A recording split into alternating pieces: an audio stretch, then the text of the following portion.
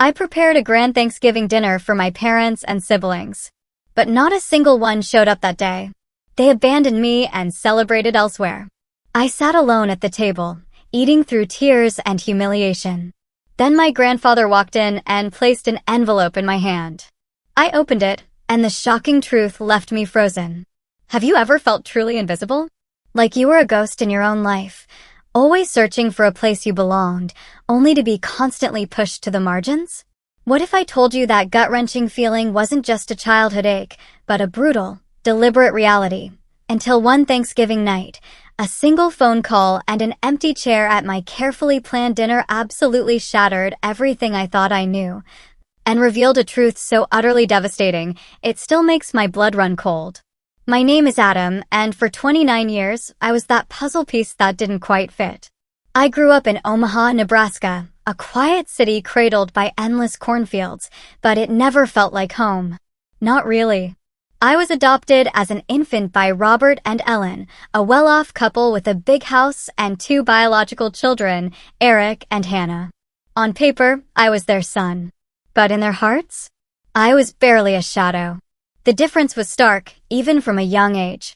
At school events, Ellen would beam, introducing Eric and Hannah as my son and my daughter. But for me, always, this is Adam. Just Adam. Son was a title too precious for me, I guess. I remember being about 7 at a family Christmas party. Everyone was gathered for photos in front of the twinkling tree, laughing. When I tried to join, Hannah, barely old enough to know better, pushed me away. "You don't need to be here," she snapped, her voice making me feel like an uninvited guest. My foster mother just smiled, patted Hannah's head, and kept snapping pictures. I stood there, watching the lights flicker, feeling like the whole world was celebrating, and I was stuck on the sidelines, completely alone. I tried so hard to earn their affection. I aced school, brought home report cards and certificates that wallpapered the fridge, helped Ellen with chores, anything to be seen, to be acknowledged. All I ever got was a cold nod or a curt, "Thank you." One night, I overheard Ellen talking to Robert in the kitchen, thinking I was asleep. He does it because he knows he has to. We gave him a home. He owes us. Those words, chilling and sharp, cut through me like a knife. I wasn't their son. I was an obligation. A debt. But there was one person, a beacon in my lonely world, who made me feel like I truly existed, my Grandpa Henry. He lived on a small farm a couple of hours from Omaha, where the cornfields truly stretched endlessly, and the night sky sparkled with more stars than I'd ever seen. Every summer, when school let out, I was sent to stay with him. Those months were the only time I felt alive, truly loved. Grandpa never called me Adam in that detached way. To him, I was kiddo or my dear boy. He taught me how to fix cars, the garage thick with the smell of motor oil. He showed me how to grow tomatoes in his garden, and on quiet evenings, he'd sit on the porch, strumming folk tunes on his old guitar while I sang along, even though my voice was far from impressive. Grandpa saw me. When I was 12, sitting on the porch swing with him, watching a fiery red sunset, I just blurted it out. "Grandpa, why don't Mom and Dad love me?" He stopped strumming, resting his hand on my shoulder. His eyes, etched with the wrinkles of time, looked at me for a long moment. "Adam," he said, his voice deep and warm, "you're the best thing that family doesn't know how to cherish. Don't let your kindness depend on how they treat you. You're worth so much more than that." Those words seared into my mind, a small, persistent flame flickering through my darkest days. Another time, out in the fields, Grandpa asked me, "Do you ever think about your real mother?" The question stunned me. Ellen always dismissed her as irresponsible. But Grandpa's eyes, full of mystery and concern, made my heart race. "I don't know," I stammered. "I don't think she wanted me." He squeezed my hand. "Never think that, Adam. There are stories you don't know yet. But one day, it'll all make sense." Those vague words planted a seed of curiosity, a sense that my life held a secret bigger than I could imagine. Still, the warmth of those summers couldn't erase the loneliness. Eric always saw me as a rival, mocking me as the stray. Hannah kept a distance, as if I were a stranger. I tried not to let it break me. I told myself that if I worked harder, studied better, behaved perfectly, one day they'd see me differently. But deep down, I knew that hope was as fragile as a thread. My small attic room, without a real view, was a constant reminder. Eric and Hannah had spacious rooms. Mine had a single bed, an old desk, a flickering lamp. I didn't complain. Complaining only earned a frown and a reminder, you should be grateful you have a place to sleep. But every time I walked down those stairs, I felt like a guest in my own home. One memory haunts me still. When I was 14, they threw a birthday party for Hannah. I'd spent a week making her a leather bracelet, carefully wrapped it, and placed it on the gift table. She glanced at it, then tossed it aside for more expensive gifts, an iPod, new shoes. My foster mother didn't even notice. My heart felt crushed. After the party, I found the bracelet in the trash, mixed with crumpled wrapping paper. I picked it up, cleaned it, and tucked it away in my personal box. That was the last time I ever tried to give them a gift. Another raw wound. At 16, I decided to impress Robert, my stern foster father. I'd overheard him bragging about fixing the family truck. I thought if I could do something similar, he'd see me. I snuck into the garage with Grandpa's tools and painstakingly fixed Eric's old bike. When Robert came home, I excitedly pulled him to the garage. He just glanced at it. Don't touch Eric's stuff. It's not yours. I froze. The blood in my veins stopped. I wanted to explain, but the words choked me. I just went back to my room, shut the door, and cried alone. My childhood was a cycle of warm summers with Grandpa and cold winters in that grand, loveless house. I learned to hide my emotions, to smile even when my heart was breaking. I told myself that one day, I'd find where I truly belonged. But I didn't know that journey would lead to a truth more painful than anything I'd ever experienced. At 18, a full scholarship to the University of Nebraska-Lincoln felt like an escape hatch. An hour away, but to me, it was a doorway to a new world.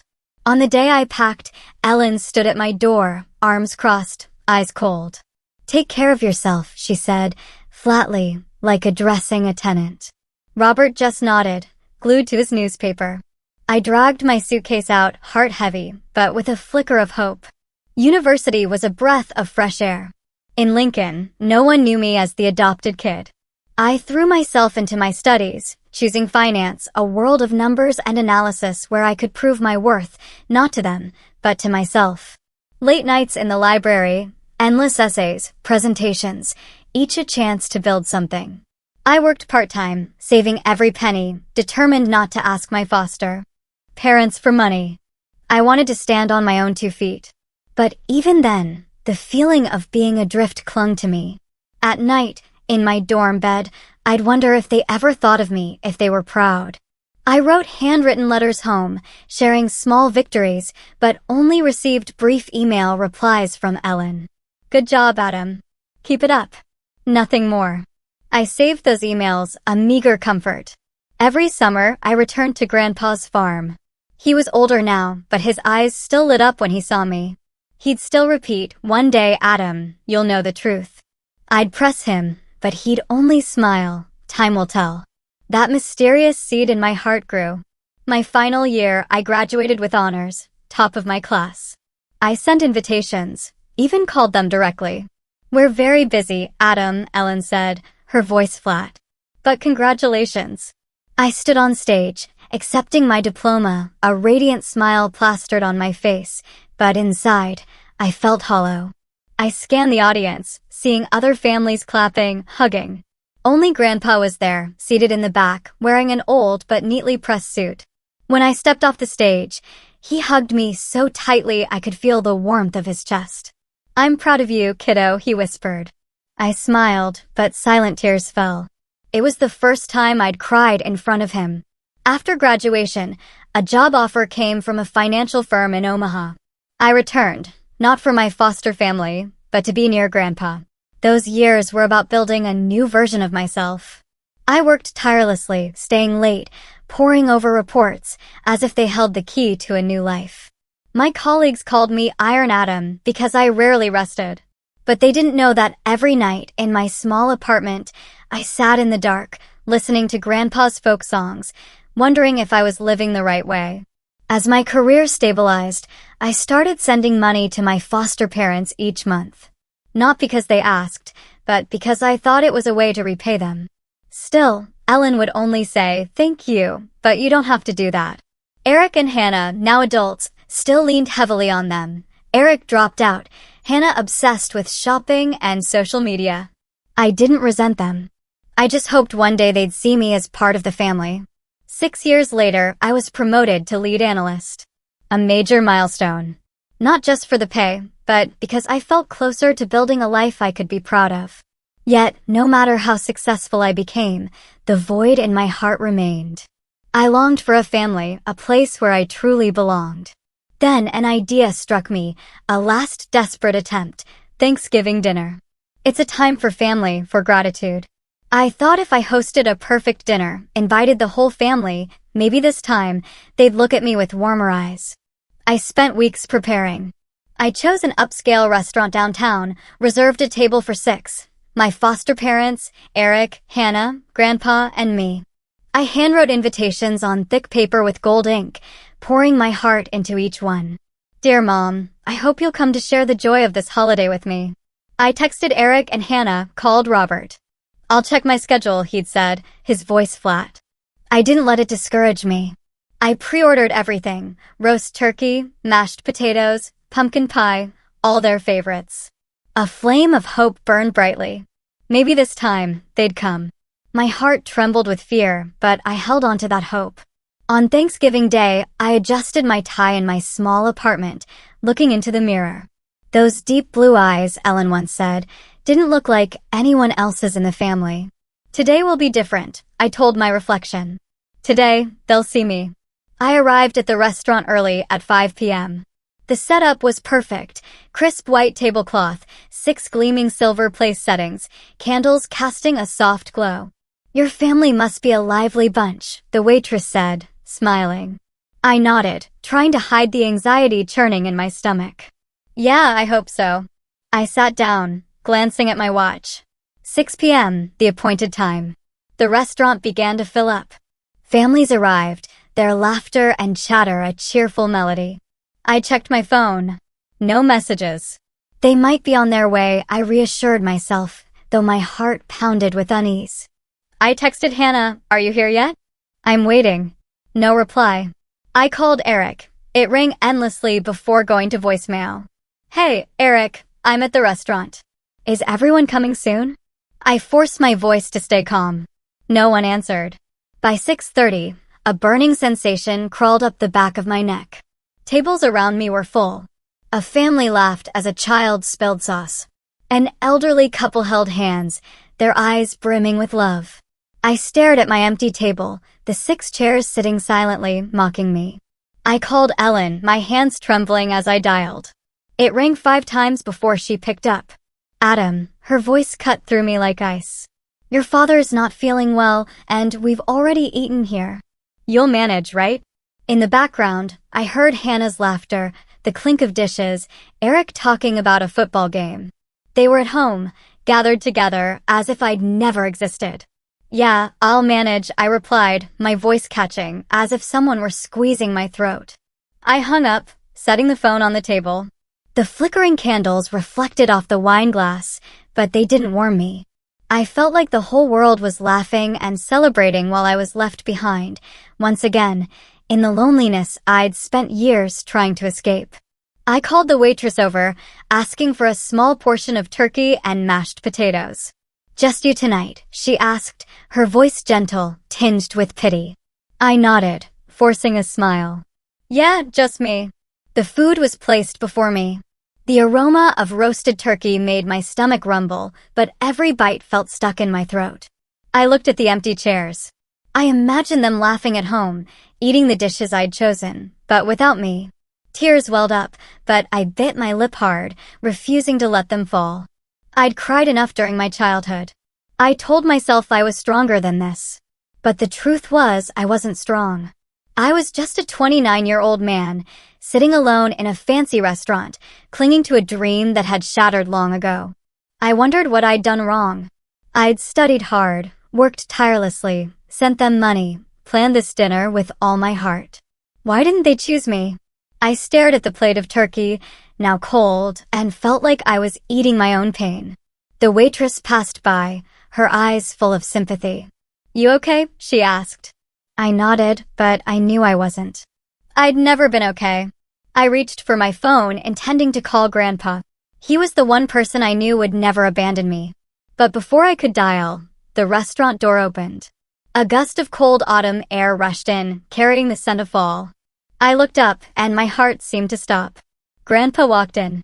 His old wool coat, his white hair glinting under the lights. He scanned the room, his eyes landing on me, and that familiar smile spread across his face. "Sorry I'm late, kiddo," he said, his voice as warm as those summer evenings at the farm. He sat down across from me, placing his frail hands on the table and grasping mine. His hands trembled slightly, but their warmth pulled me back from the edge of an abyss. "Grandpa," I whispered, my voice breaking. "I thought you weren't coming either." He shook his head, his eyes filled with love, but also a trace of indescribable sadness. "I'd never leave you alone, Adam. Never." He squeezed my hand, then his voice turned serious, as if he were about to say something more important than anything in my life. "Adam," he said, looking straight into my eyes. "Have you ever wondered why I've always loved you more than anyone else?" His question hit me like a bolt of lightning. I stared at him, speechless. Time seemed to stop. The candles on the table still flickered, but the world around me shrank, leaving just me and Grandpa. I knew this wasn't a simple question. It carried a secret, a truth he'd kept hidden for years. "Why, Grandpa?" I asked, barely a whisper. He took a deep breath, like gathering courage. He looked out the window at the faint streetlights. "Adam," he began, his voice low and deliberate, "there are things I've wanted to tell you for a long time, but I waited for the right moment. And maybe that moment is now." He paused, his eyes returning to me, filled with determination. "You're not just my grandson. You're part of a story that both you and I have been caught up in." My heart pounded. I felt like I was standing before a door and Grandpa held the key. "What story, Grandpa?" I asked, barely a whisper. He didn't answer right away. Instead, he pulled an old, yellowed envelope from his coat pocket and placed it on the table, sliding it toward me. "Open it, Adam," he said. "But before you do, promise me one thing. No matter how painful the truth is, you won't let it destroy who you are." I looked at the envelope, my hands shaking as I touched it. I didn't know what was inside, but I felt its weight, not of paper, but of the years I'd lived, of the questions I'd never dared to face. I looked at Grandpa, and in his eyes, I saw both love and fear. "Grandpa," I said, my voice breaking. "I'm ready." He nodded slowly, his gaze piercing through me, as if looking back at years long gone that I had never known. The restaurant buzzed around us, but for me, the world had narrowed to just me, Grandpa, and that weathered envelope. I took a deep breath, trying to stay calm, but my heart pounded. I opened the envelope carefully. Inside was a faded photograph, a handwritten letter, and a business card. I picked up the photo first. It showed a young woman with blonde hair and blue eyes, identical to mine. She was smiling, but her smile carried an indescribable sadness. I looked at Grandpa, my brows furrowing. "Who is this, Grandpa?" He took a long breath, as if gathering the courage to tell a story he'd kept buried for too long. "Adam," he began, his voice low and deliberate, "the woman in that photo is your biological mother." I felt the blood in my veins stop. I looked back at the photo, my hands trembling. My biological mother. Ellen had mentioned her a few times, always with contempt, as if she were an irresponsible woman who'd abandoned me. But the face in this photo didn't look like that kind of person. She looked fragile, like someone carrying a world of pain. "You need to know the truth," Grandpa continued, his voice heavy. "But first, let me tell you the story from the beginning." He paused, looking out at the dim streetlights of Omaha. "Over 30 years ago, I worked as a driver for a wealthy family in Denver. Rich, powerful, but full of drama. The kind of stories I used to tell you. The woman in the photo, her name was Clara, was the eldest daughter of that family. A bright, beautiful heiress. But her heart belonged to a man her family didn't approve of. I listened, feeling like I was falling into a story that didn't belong to me, yet was undeniably mine. Grandpa explained that Clara had fallen in love with a poor man, a wandering musician named David. He had a charming smile, big dreams. But Clara's family saw him as a gold digger. When Clara became pregnant, her family was furious. They disowned her, cut off all contact, leaving her alone with a baby on the way. David, the man Clara had put all her trust in, abandoned her too, realizing he couldn't gain anything from her wealthy family. Clara was left in despair, homeless, without family, with only an unborn child. Me. Clara came to me in her darkest days, Grandpa said, his eyes clouding as if reliving the memory. She'd been kicked out by her parents, living in a run-down apartment on the outskirts of Denver, working part-time at a coffee shop to survive. I'd stopped by to check on her, and we grew close. She told me about her dreams, about wanting to give her child a better life, but she knew she couldn't do it. Not then. He paused, his voice catching. When you were born, Clara begged me for help. She said she needed time to rebuild her life, to become a mother worthy of you. She asked me to take you in. My chest felt heavy. I looked at the photo, trying to picture this woman, my mother, in those lonely, painful days. So, what did you do? I asked, my voice barely a whisper. Grandpa lowered his head, his hands clenching. At the time, my son, your foster father Robert, and Ellen had been married for a few years, but hadn't had children. I convinced them to adopt you. I thought it was the best way to give you a home, a family. I was wrong. He paused, his eyes filled with regret. I didn't expect them to treat you the way they did. I thought they'd love you like their own. But every time I saw them push you away, it broke my heart. I looked back at the photo. I didn't know what to feel. Anger? Pity? Just emptiness? What about my real mother? I asked, my voice faltering. Where did she go? Grandpa picked up the business card from the table and handed it to me. Clara is a successful woman now, he said. After leaving you, she left Denver, started over. She went to college, built a career, and now she's an entrepreneur in Seattle. She's been looking for you for over 10 years. Recently, she found me. She wants to meet you, Adam, but she's afraid of disrupting your life. She wants you to decide. I took the business card and read the name, Clara Thornton, CEO, Thornton Enterprises. An address in Seattle, a phone number. I turned the card over, feeling like I was holding a piece of myself. Then I opened the letter, recognizing the soft, slanting handwriting. Dear Adam, it began. I don't know if you'll ever want to hear from me, but I've never stopped thinking about you. I stopped, feeling my breath catch in my chest. I glanced at Grandpa, sitting across from me, his frail hands clasped tightly, his eyes a mix of worry and patience. I knew he was waiting, watching to see how I'd react to the truth. I took a deep breath and continued reading. I'm writing this letter hoping that one day you'll read it. Though I'm not sure if you'll want to hear from me. I made the biggest mistake of my life leaving you. But please believe it wasn't because I didn't love you. You were my light. The only thing that a girl disowned by my family, abandoned by the man I loved, had. I had nothing but my love for you. But I knew I couldn't give you the life you deserved. Henry, your grandfather, was the only one who didn't turn his back on me. He promised to take care of you, and I trusted him. I left not because I wanted to forget you, but because I wanted to become a mother you could be proud of. I went to college, worked day and night, and now I've built a stable life. But not a single day has passed without me thinking of you, wondering how you're living, if you're happy. I've been searching for you for over 10 years. But every time I think about meeting you, I'm afraid.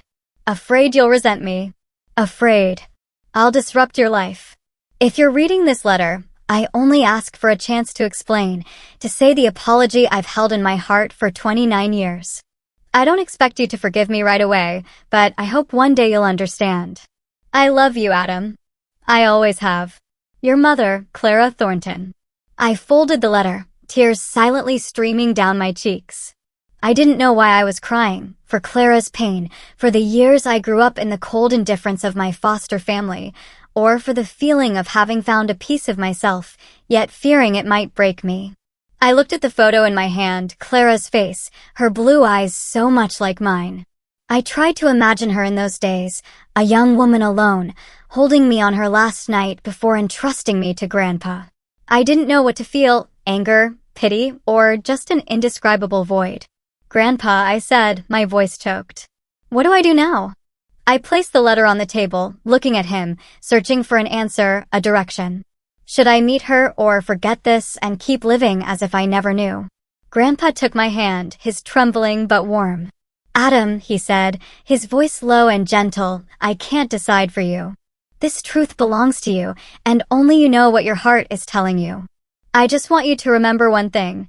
No matter how difficult the path you choose, you're never alone. I'll always be here. And Clara, she's waiting for you too. I looked into his eyes, seeing the sincerity and love he'd given me all these years.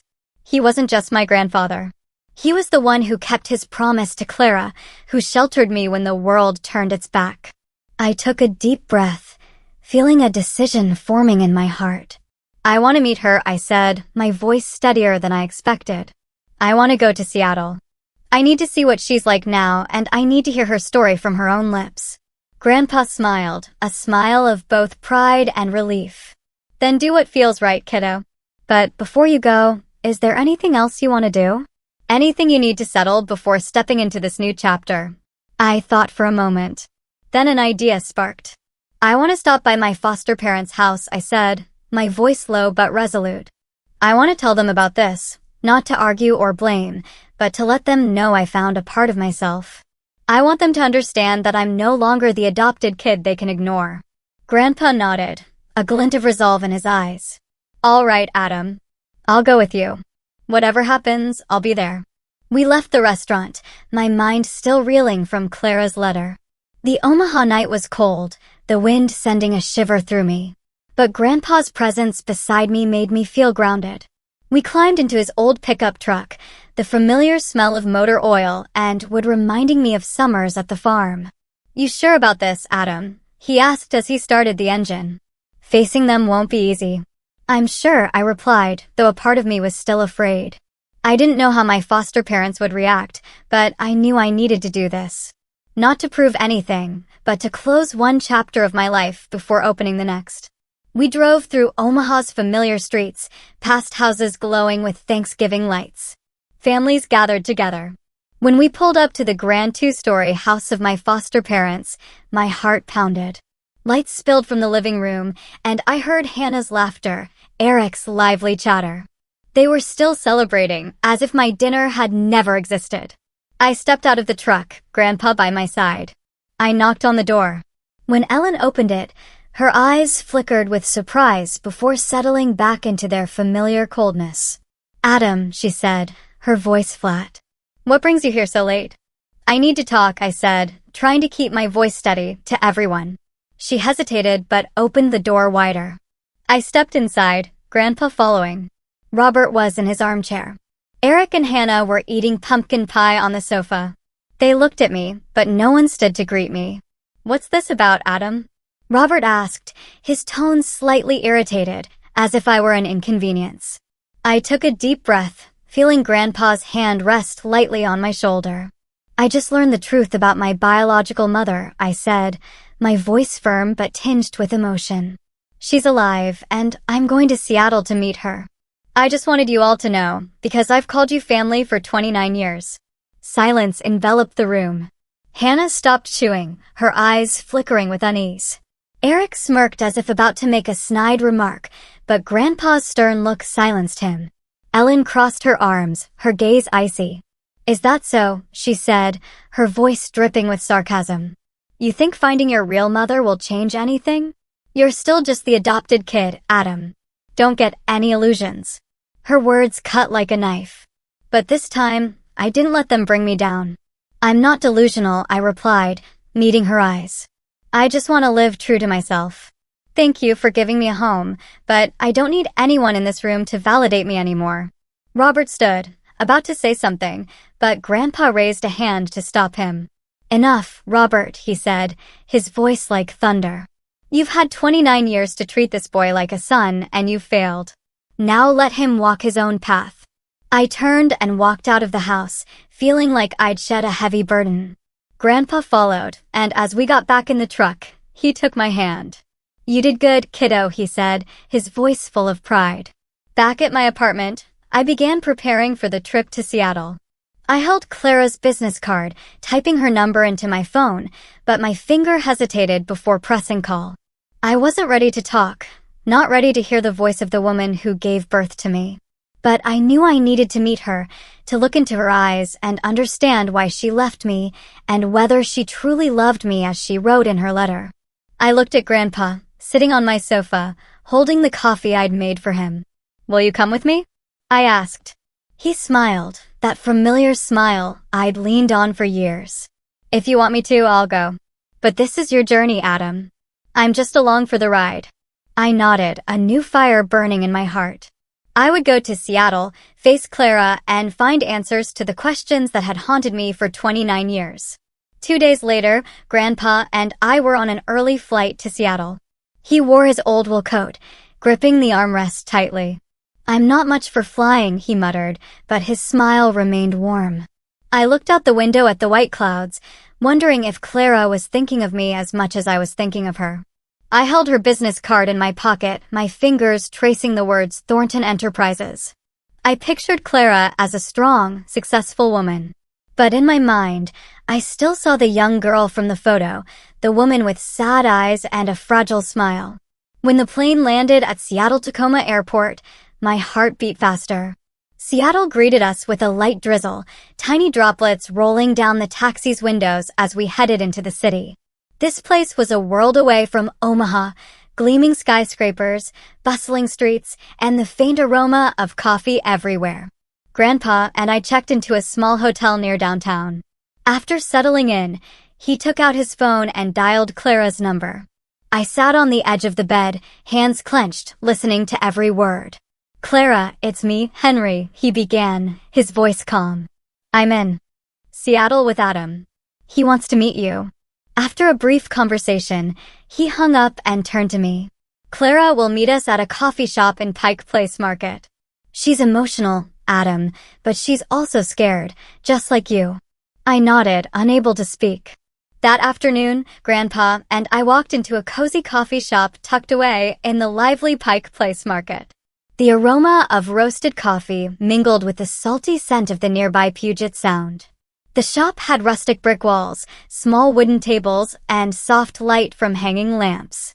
I chose a table by the window, where I could see the busy street filled with people carrying umbrellas and shopping bags. Grandpa sat across from me, quietly watching. "You okay, kiddo?" he asked. "I don't know," I admitted, my hands twisting together, my legs bouncing nervously. "I don't know what to say, what to do. What if she's not what I expect?"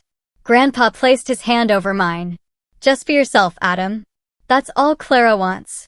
I nodded, but my heart still pounded. The clock read 2:05 p.m. I kept glancing at the door, jumping every time the bell jingled, hoping it was Clara. Then, at exactly 3 p.m., the door opened. A woman stepped in wearing a long navy coat, her blonde hair neatly tied back. She wore glasses, but I instantly recognized those deep blue eyes, the same eyes from the photo, identical to mine. She scanned the room, and when her gaze met mine, she froze. I saw her hand tremble slightly as she walked toward us. I stood, my legs unsteady. Grandpa stood too, offering a gentle smile. "Clara," he said warmly, "this is Adam." Clara looked at me, her eyes dropping to the small, teardrop-shaped birthmark on the back of my hand. A trembling smile spread across her lips. "Adam," she whispered, her voice breaking. You look more like me than I imagined." I didn't know what to say. All I could do was stand there, staring at the woman who gave birth to me. There were no floods of tears, no explosive words, just an awkward mix of emotion, as if we were both afraid to shatter the moment. Clara stepped forward, and before I could react, she pulled me into a hug. It wasn't a tight, overwhelming embrace, but a trembling one, as if she were holding something fragile. I felt her warmth, the faint scent of her perfume, and a strange sensation, like I'd found a part of myself. She whispered in my ear, her voice choked with emotion, "Can you forgive me for letting you grow up so alone?" I didn't answer right away. I hugged her back, feeling time stand still. I thought of my years in Omaha, the nights I cried alone in my attic room, the times my foster family pushed me to the margins. I wanted to say I forgave her, but the words stuck in my throat.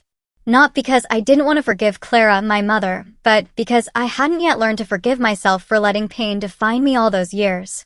I let go, looked into her blue eyes, so like mine, and whispered, "I'm here now, Mom." It was all I could manage in that moment. Clara smiled, a trembling but hopeful smile. We sat down, Grandpa quietly by our side like a silent guardian. The coffee shop buzzed, but in that moment, my world revolved around the woman before me, the one who gave birth to me, left me behind, and was now trying to find her way back to me. "How did you grow up?" Clara asked, her voice soft but eager. "I want to know everything. If you're ready to share." I looked down at the coffee cup in front of me, steam rising faintly. I didn't know where to begin.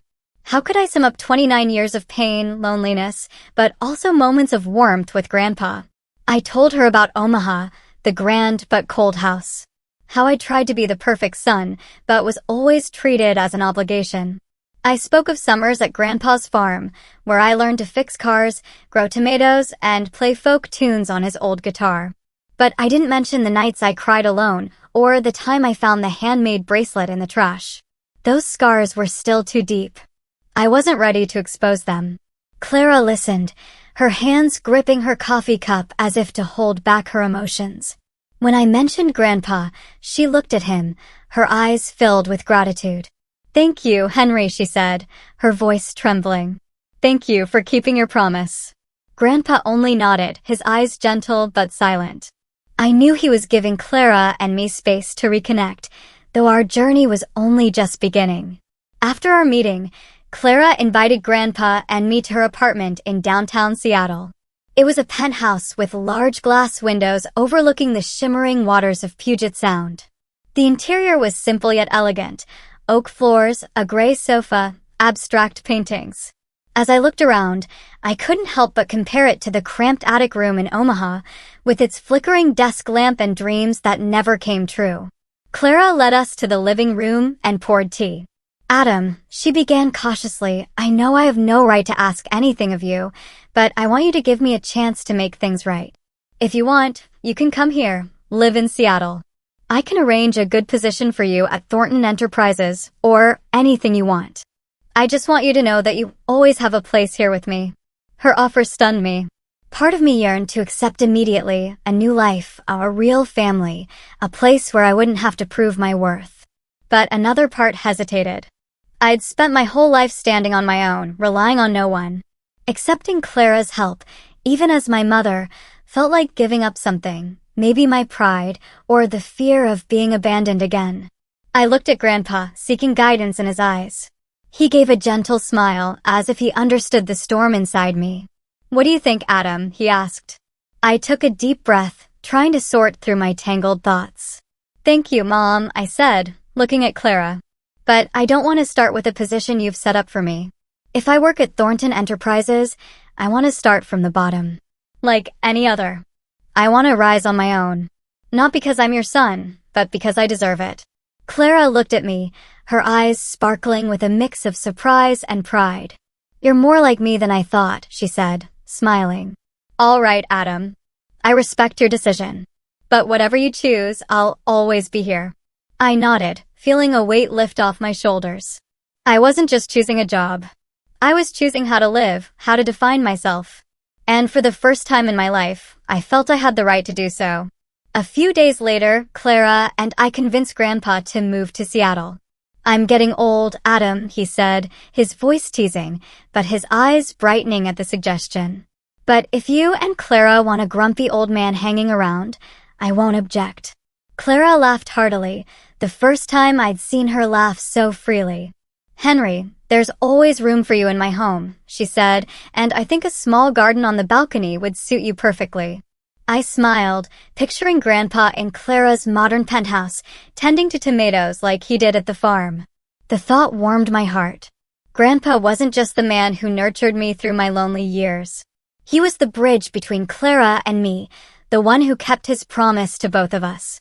I decided to stay at the penthouse with Grandpa, at least for a while, to be close to him and to learn more about the mother I'd been separated from for 29 years.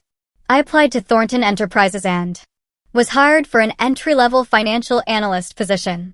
Not because Clara pulled strings, but because my resume stood out.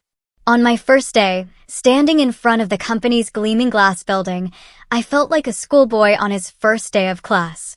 But this time, I wasn't afraid of rejection.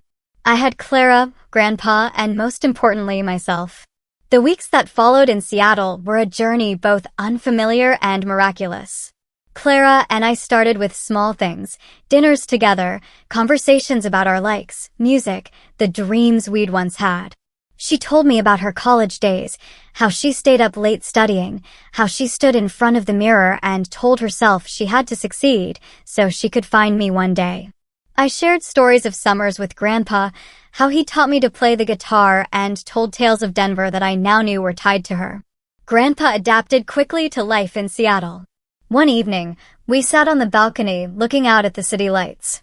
He played a familiar folk tune, and Clara unexpectedly joined in, her voice soft but full of emotion. I watched them, feeling my heart slowly fill, piece by piece.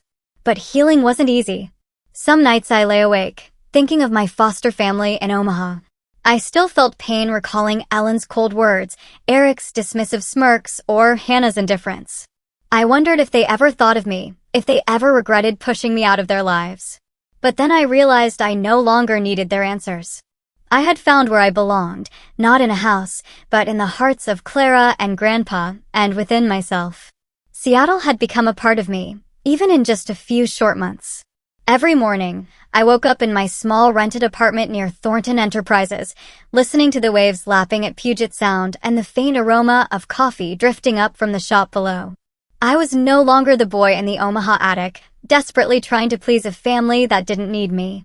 I was Adam, 29 years old, a financial analyst building my life step by step with Clara and Grandpa by my side. But the past, no matter how hard I tried, lingered like a shadow, waiting for me to face it one last time. One evening, after finishing a lengthy report at the office, I sat at my small dining table, took out a blank sheet of paper and a pen, and decided to write a letter to my foster family. Not to blame or demand recognition, but to close the most painful chapter of my life. I wanted them to know I'd found happiness, that I was no longer the abandoned adopted child they were used to. Dear Mom, Dad, Eric, and Hannah, I hope you're all doing well. It's been a few months since we last saw each other, and I think it's time I shared a few things. I found my biological mother, and I'm now living in Seattle, starting a new life. I'm not writing this to blame or resent anyone. I just want to thank you for the years you gave me a roof over my head, even if it never truly felt like home. I've learned that family isn't just the people you live with. It's the ones who choose to love and cherish you. I've found that here with my mother and Grandpa. I don't expect you to change or feel regret. I only hope you live well as I'm trying to do. Wishing you all the best, Adam. I folded the letter, slipped it into an envelope, and mailed it the next morning. As the envelope left my hands at the post office, I felt a weight lift. I didn't need them to respond or apologize. That letter was my way of saying goodbye to the past, to the years I spent trying to belong somewhere that wasn't meant for me. For months later, I received a text from Hannah. It came unexpectedly while I was having lunch with a colleague. The message was brief, but Hannah's tone was different from her usual indifference. Adam, Mom, and Dad are struggling. Eric blew all their savings on gambling. Can you help? I stared at the text, feeling a cold gust from Omaha sweep through me. I wasn't surprised to hear Eric was still living recklessly.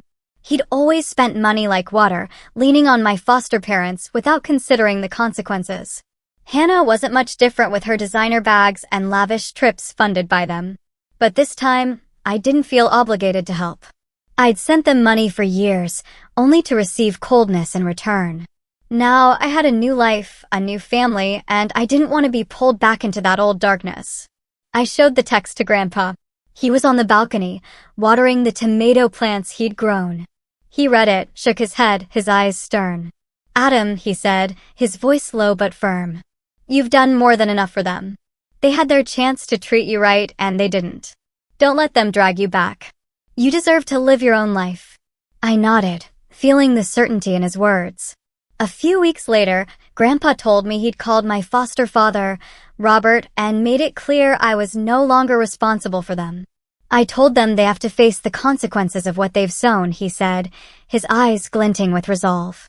They can't use you anymore. I didn't ask for details, but I knew Grandpa had done what was necessary. My foster family, with their extravagant lifestyle and Eric and Hannah's irresponsibility, was facing financial ruin. But this time, I didn't feel guilty. I'd given them enough time, enough chances. It was time to focus on my own life.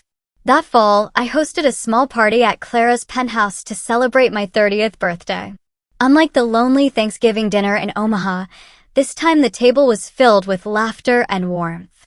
Clara stood in the kitchen, carefully arranging a pumpkin pie, my favorite from the farm days. Grandpa sat in an armchair, strumming a folk tune on his old guitar, his eyes sparkling with joy. A few colleagues from Thornton Enterprises joined us, people who'd become friends, who valued me for who I was, not because I was Clara's son.